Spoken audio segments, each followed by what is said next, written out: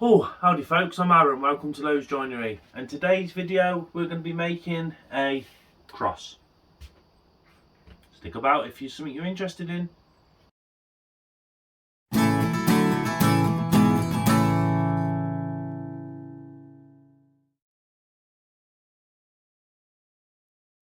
Oh, okay then folks, so as the intro has just said, we're making a cross. So basically, quick backstory, and then I'm just going to crack on with the build, because time is not our friend on this one. So obviously somebody has unfortunately passed away, and they've requested a temporary cross.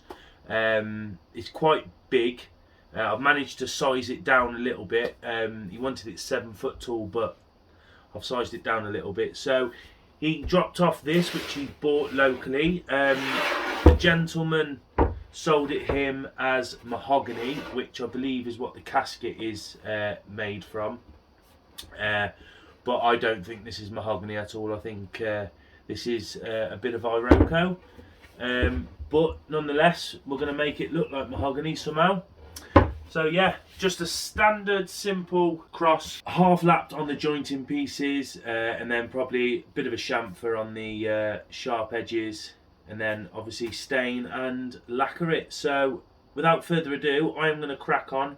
I'm going to put this camera somewhere up there and I'm going to get building. So yeah, stick around to the end.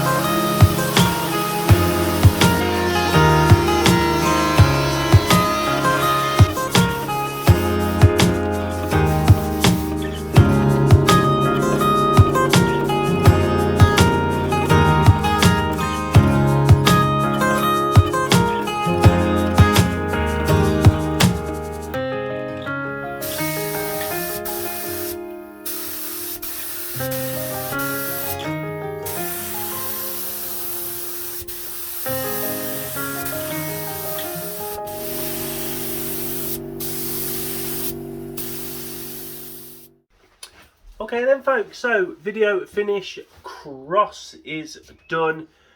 Client picked it up the other day and was over the moon with it.